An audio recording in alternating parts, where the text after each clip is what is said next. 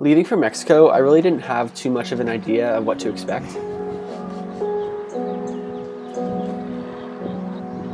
We learned a lot about the culture beforehand, but it's so different when you actually get to experience it yourself. Just thinking about Vancouver, we'd been there a week before our trip. It's so much different than Mexico. In the city, it's all just go, go, go. Everyone's rushing around.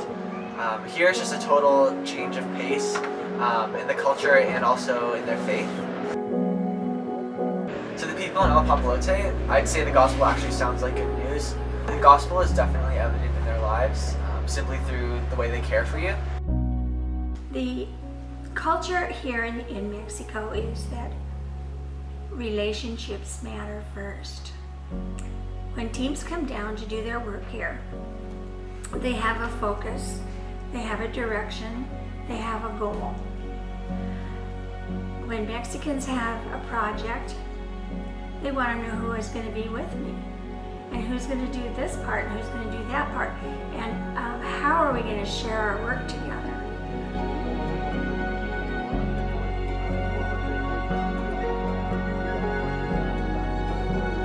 Our focus is getting it done. The focus here in Mexico among the people is, how can I make better relationships? It just amazes me when I see years later people asking me, how is so-and-so? I'm going, I don't even remember who that is. Then they have to remind me who it was from a team 3 or 4 years ago. They remember your names. When you come back, they won't forget your names because they want relationships.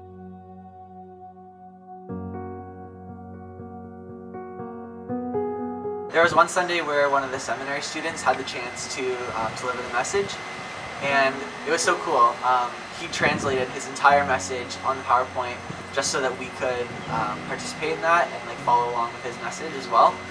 We had the chance to talk to him afterwards, and he told us that he had stayed up till 3 o'clock in the morning translating just so that we could take part in that. And I thought that was really cool, just how even though it's only one message, they cared enough to like bring us into that. Our church experience was really interesting. I really loved the just homey family feel that I got. One instance of this was when our last Sunday at the church, and we were all called to the front of the church, and they prayed for us, and then they shook our hands and like hugged us. And it was like such this amazing moment.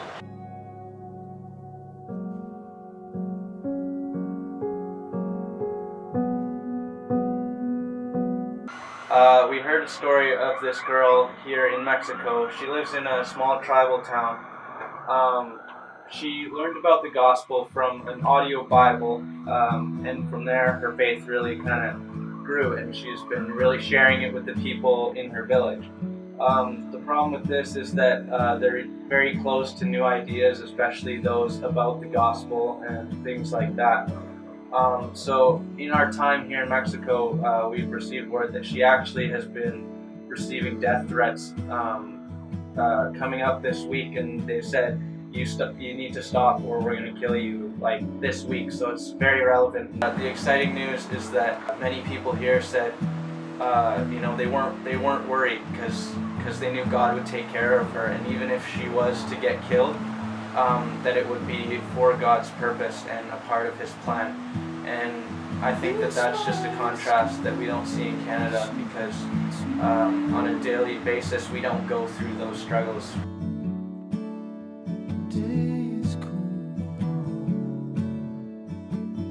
Reflecting on our trip, I realized how in American culture we're super relationally dry.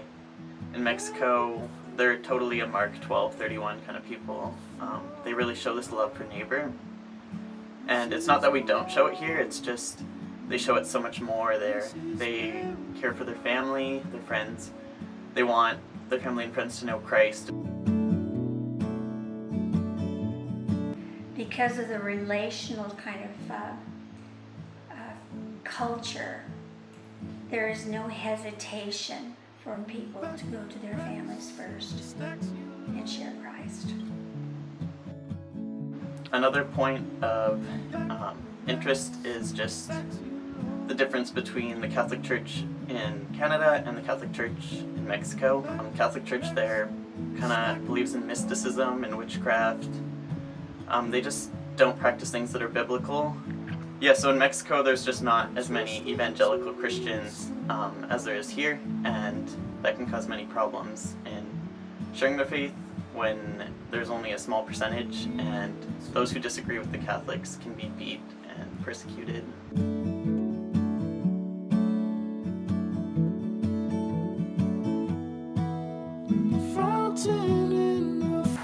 These people have so much less than the people in Canada, and they give so much more.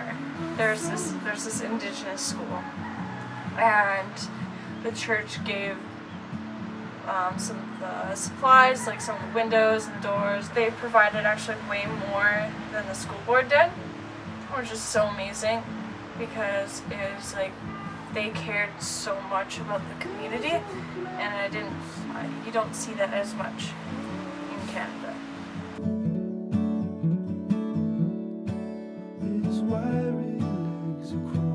I found out here in Mexico that relationships are a lot different than on the construction site.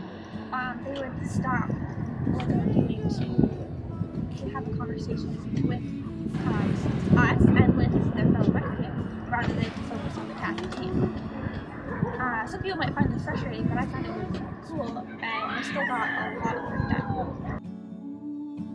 Another thing I noticed was here in Mexico, when you walked into a room, you said hi to everyone. Same as when you left, you said goodbye to everyone. Specifically in the Christian community, you said God bless you. This was really cool because it wasn't like a general goodbye, it was individual thing, and everyone got to know each other better.